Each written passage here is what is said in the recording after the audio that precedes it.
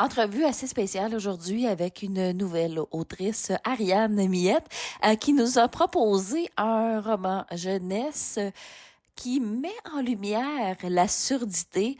Ça s'appelle Déchiffrer la tempête. On en jase avec Ariane. Je lui ai posé quelques questions.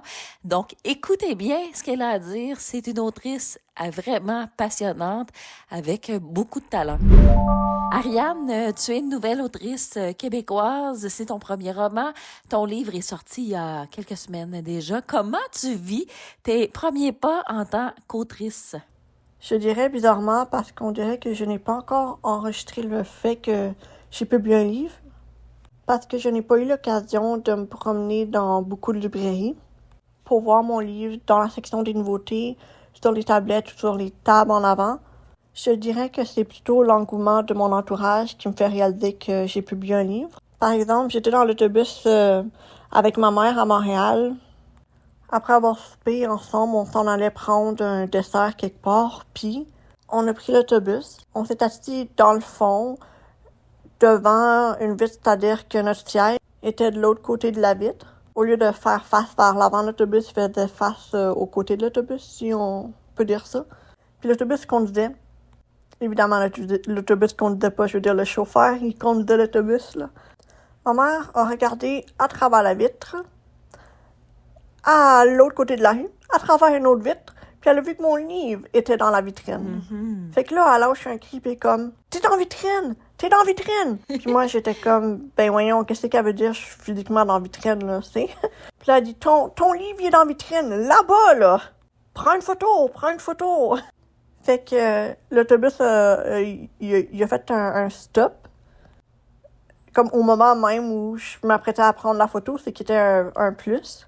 Puis après notre dessert, on a marché pour revenir au métro pour passer devant la librairie. Puis j'ai pris des photos avec mon livre dans la vitrine. Quand même une belle anecdote, une belle histoire. Merci de nous l'avoir raconté.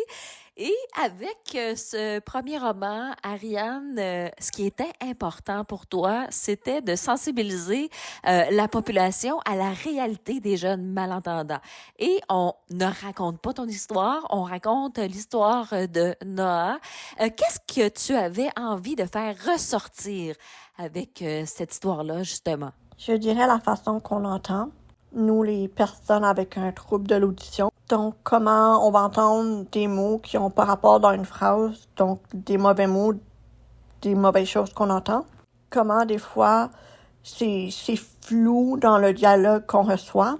Donc ça a été reproduit par une exagération de points de suspension, comme un texte à trous, qu'au lieu d'avoir une ligne, une dead espace souligné, c'est des points de suspension. Puis aussi, comment, des fois, on a la misère à percevoir des mots, puis c'est à peine perceptible. Donc là, il y a des mots en tout petit, donc vraiment petit comparé à la taille normale du texte, pour montrer qu'on les capte tout justement. On a passé proche de pas les entendre. En gros, le dialogue qu'on reçoit quand on entend mal, c'est un peu comme une montagne russe. Les sons, ils montent en haut, ils descendent une colline, ils tournent à l'envers, ils reviennent à leur point de départ. Donc, on fait répéter des trucs comme ça. Des fois, il faut retourner à l'envers encore une couple de fois parce qu'on n'a pas bien entendu le mot, c'était pas la bonne chose ou ouais. Donc, c'était vraiment de faire ressortir un handicap invisible de façon visible pour que les jeunes ils se sentent compris, mais aussi pour qu'il y ait une manière plus simple d'expliquer à leur entourage entendant, s'ils en ont, que ce soit des professeurs, les parents, des amis, comment ils vivent leur réalité, comment juste parler avec quelqu'un, quelque chose qui semble tellement facile pour les autres et tellement difficile pour quelqu'un qui a un handicap auditif. Je veux dire, comme le taux de concentration qu'il faut, des fois, là, c'est pas mal épuisant et ça peut donner des maux de tête. Qu'est-ce qui va se passer pour Noah? Le personnage principal va passer un test d'audition et après avoir reçu son diagnostic, il va devoir porter des appareils puis il va devoir apprendre à composer avec, disons, ses robots dans ses oreilles. comment il perd ses repères auditifs parce que les sons qu'il entend avec les appareils, donc les appareils, c'est des amplificateurs de son, comment ces sons-là sonnent tellement différemment de ce qu'il était habitué à entendre, comment ça sonne robotique, comment les sons, c'est comme s'ils l'attaquent, puis ils sont irritables. Donc, il doit donner le temps à son cerveau de s'ajuster aux, disons, nouveaux repères auditifs qu'il entend. Juste un petit exemple hors, disons, fiction. Quand moi j'ai reçu mes nouvelles prothèses auditives que je porte actuellement, j'avais de la misère à différencier la voix de mon père et avec celle de mon frère au téléphone, les deux sonnaient pareil. Aujourd'hui, ça va mieux, mais ça arrive des fois où j'ai de la misère à savoir qui répond au téléphone. Puis il apprend à faire face au fait que sa vie a changé, qu'il doit accepter le fait qu'il a certaines difficultés qu'il n'avait pas avant, mais aussi des difficultés que les jeunes de son école secondaire n'ont pas. Il reçoit beaucoup de soutien, ce qui l'aide énormément à finir par accepter, disons, à embarquer dans les étapes d'acceptation après avoir traversé toutes les étapes du deuil. Il est important de mentionner qu'il rencontre une personne sourde oraliste qui, elle, a déjà complètement accepté tout son handicap, puis elle lui fait voir la sûreté, le port de prothèses auditives d'une autre façon. Elle les aime, elle les met de l'avant, elle les utilise comme des bijoux, si on peut dire ça, elle agence ses boucles d'oreilles avec. Elle colore les embouts. Évidemment qu'elle les colore pas elle-même, là, mais chez l'audioprothésiste, elle demande à ce que son embout soit d'une certaine couleur. En refermant le livre, Ariane, t'aimerais que les lecteurs partent avec quoi? J'aimerais que les lecteurs partent avec un sentiment de normalité par rapport à leurs différences, quelles qu'elles soient, parce que tout le monde est différent. La normalité n'existe pas. En fait, c'est normal d'être différent. J'aimerais également qu'ils repartent avec le sentiment d'avoir réfléchi à leur propre personne, qu'ils se disent qu'ils sont extraordinaires à leur façon. C'est vraiment beau, Ariane, tout ça. Qu'est-ce qui t'a donné envie d'écrire des romans? C'est le livre La maison de Saint-Lugubre par R.L. Stine de la collection Chair de poule, publié en 1993 par les éditions Héritage Jeunesse, qui m'a donné envie d'écrire des romans. Ce livre était traduit de l'anglais par Élise Cartier de Goosebumps Welcome to Dead House, lui publié en 1992. Donc moi, j'allais souvent quand j'étais jeune à une librairie de livres usagés pour avoir de nouveaux livres. Donc c'est là que mes parents ils m'achetaient pas mal les livres. Ce qui fait que j'ai eu la même expérience que les jeunes des années 90 qui lisaient les Chairs de poule pour la première fois. C'est-à-dire qu'il y a rien qui a influencé ma décision de lire les Chairs de poule, sauf le désir de lecture, parce que dans les années 90, c'était vraiment des enfants qui disaient à d'autres enfants qui avaient mis un tel livre, qui a donné la popularité aux Chairs de poule, donc aux Goosebumps en anglais. Donc moi, dans les années 2000, j'ai lu ce roman-là, puis je l'ai découvert à peu près à l'âge de 8-9 ans, mais à l'âge de 10 ans, j'étais dans la librairie de livres usagés, puis je regardais quelles Chairs de poule que j'avais pas lues pour, disons, compléter ma collection. Puis mon livre préféré était souvent ces tablettes, mais là, je l'ai juste ressorti pour le plaisir, puis je l'ai regardé, puis je me suis dit, je veux faire comme ça. Je veux faire comme R.L. Stine. Je veux écrire des livres. Ce livre-là, il m'émerveillait tellement, puis je voulais susciter cet émerveillement-là chez des lecteurs par l'entremise de mes propres créations littéraires. Ce livre-là, il me donnait une porte d'évasion sur la réalité. Ces thèmes, ils m'interpellaient tellement, là. Ce livre-là, c'était comme un coup de foudre. Jusqu'à ce jour, j'ai encore le sentiment que c'est comme une partie de moi. En gros, la littérature était pour moi une médecine. Ça me donnait une façon de m'évader de la réalité, mais aussi des outils, des fois, selon le contexte du livre, pour affronter mes difficultés. Puis je voulais que les jeunes aient cette même ressource-là, qui reçoivent les mêmes bienfaits de la littérature que moi j'ai reçus. Donc, mon envie d'écrire des romans provient d'un désir égoïste, celui d'émerveiller, mais aussi d'un désir altruiste, celui d'aider les gens. Quel chemin t'as emprunté pour te rendre jusqu'à être publié, là? Ma réponse est bien trop longue. Je vais essayer de faire ça court, mais c'est pas facile. On a le temps, là. C'est ton entrevue. Disons juste que ça m'a pris 19 ans pour publier un livre. J'ai commencé à écrire mon premier manuscrit à 10 ans. Et j'ai déchiffré La Tempête, c'est mon 3e manuscrit. Le seul qui a fini par être accepté par une maison d'édition. J'ai également publié une 20aine de textes dans des périodiques, que ce soit des recueils de création universitaire, des journaux universitaires, des collectifs dans des maisons d'édition. C'était tout par l'entremise d'appels de texte ou de concours. Donc, c'était amateur, si on peut dire ça, parce que il y a pas de rémunération monétaire, sauf dans le cas de 2-3 textes qui m'ont fait gagner des bourses d'études. Déchiffrer La Tempête a tellement été retravaillé, surtout avant même que je l'envoie à Hurtubise. Mon livre faisait presque 400 pages au départ et disons qu'il a été réduit de moitié. Quand Hurtubise l'a reçu, je pense qu'il devait faire autour de 250 pages, peut-être 150, j'ai oublié. Mais c'est environ entre ces chiffres-là. Ça a descendu à comme 120, 110 pages en format Word avant l'impression. Mais avant que je l'envoie à Hurtubise, j'ai aussi payé des professionnels pour qu'ils me donnent un avis pertinent sur mon livre pour me permettre de l'améliorer. Donc, j'entends que j'ai fait appel au service du Pichon décoiffé, au service d'À la page.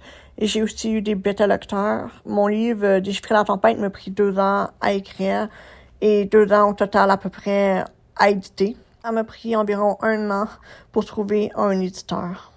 Il y en a qui étaient intéressés, mais qui finissaient par choisir d'autres projets ou réaliser que leur calendrier de publication était trop plein puis il n'y avait pas de place pour mon roman.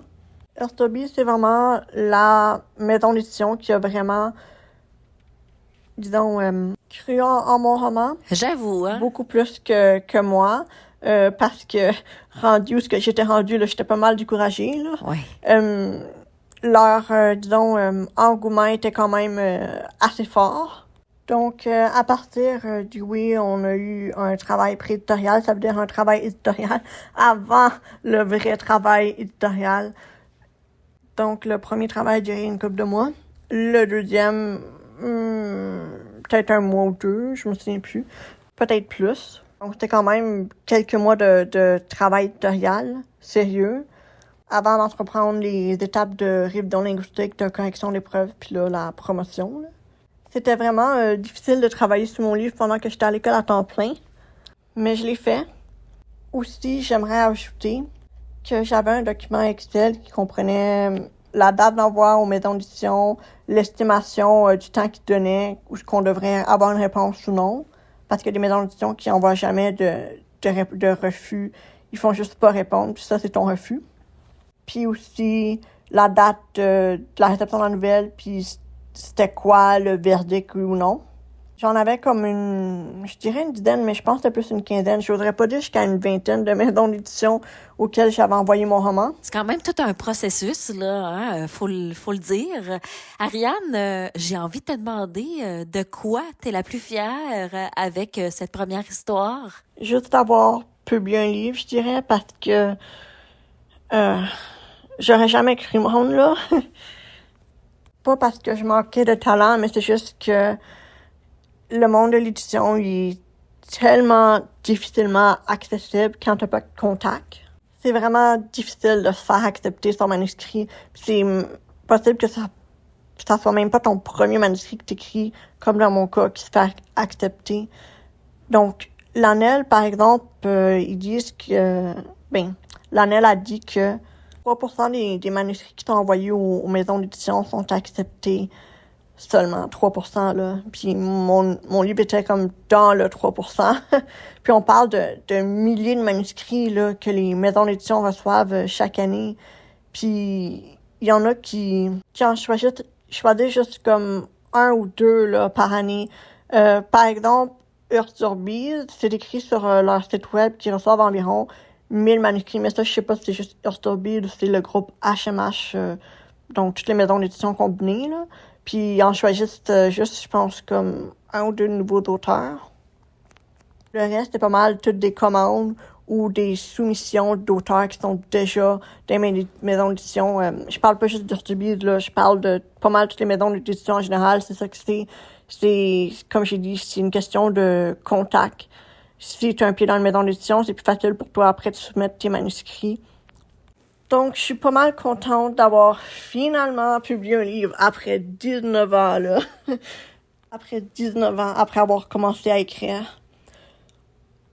Mon père, il dirait, non, ça fait pas 19 ans, mais comme pour moi, ça fait 19 ans, mais pour les autres, si on compte à partir du moment où j'ai essayé de publier un livre, ça serait à partir de 2013, parce que là, j'ai envoyé mon premier roman.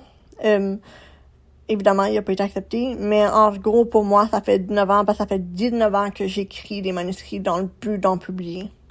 Sinon, pour l'histoire comme telle, je suis vraiment fière d'avoir trouvé une façon de rendre la sûreté qui est une difficulté invisible de façon visible.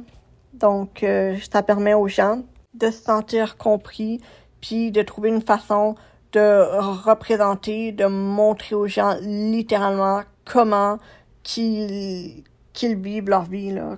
J'imagine que tu souhaites écrire à nouveau. T'aimerais nous présenter quoi comme récit là, la prochaine fois? Ce sera fort probablement le premier tome d'une trilogie jeunesse fantastique et de fantastique, tirée d'une mythologie. Je n'en parle pas davantage. Je tiens à mes idées, surtout parce que ça fait depuis 2010 que je travaille cette histoire-là, donc la trilogie. Le premier tome a été réécrit tellement de fois, 2 fois au moins au complet, puis peut-être 3 fois si on compte la nouvelle version, celle dont je suis satisfaite, mais il a aussi été réécrit quelques autres fois en partie, donc pas au complet. Donc, j'ai terminé le premier jet du premier tome il y a 1 an au moins, mais j'ai pas retouché parce que je me suis concentrée sur Déchiffrer la tempête, puis 1 an, j'étais aussi rendue aux 2/3 du 2e tome. Le 3e tome était commencé aussi, mais je veux écrire le 2e tome au complet aussi, et peut-être 1/3 peut-être 1/3, pas sûr, 1/3 du 3e tome ou le 3e tome au complet, avant d'envoyer mon premier tome à une maison d'édition. Parce que de nos jours, les maisons d'édition, dans le cas d'une série, ils vont soit publier le premier tome, les tomes avec quelques mois d'intervalle ou dans l'espace de moins d'1 an, parce que c'est pour aider les ventes. S'il y a trop d'espace entre 2 tomes, le tome suivant va se vendre encore moins bien. Déjà que les tomes qui suivent un premier livre, ils se vendent moins que le premier tome parce que il y a tellement de compétition, tellement de livres à acheter. Les lecteurs, des fois, ils peuvent oublier qu'une telle histoire existe. Donc, l'autre solution des maisons d'édition, c'est aussi de sortir tous les tomes d'une série au complet. Ça, c'est dans le cadre d'une duologie, d'une trilogie. Ça peut permettre d'avoir de meilleures ventes que s'ils vendaient les tomes 1 à 1. Donc, moi, je ne veux pas de pression. Je n'écris pas vite. Je suis pas prolifique. J'ai toujours la page blanche. Je veux au moins avoir fait le gros travail qui est la complétion des premiers jets des romans, au moins du premier et 2e tome, avant l'envoi de mon premier tome à une maison d'édition. Pas de pression, je comprends très bien ça, mais on a hâte quand même d'en découvrir un peu plus sur toi, en fait sur ta suite, la suite de ce que tu vas nous proposer. On va profiter de ce livre Déchiffrer la tempête, publié chez Urturbiz. Merci Urturbiz de mettre en lumière des auteurs, autrices comme toi, ça en prend. Merci à toi là, d'avoir accepté mon invitation et qu'on ait pu jaser de cette façon aussi, parce que ça démontre que même si on n'est pas parfait, qu'on a quelques barrières, ben on peut les défoncer et briller comme tu le fais. Ça m'inspire beaucoup.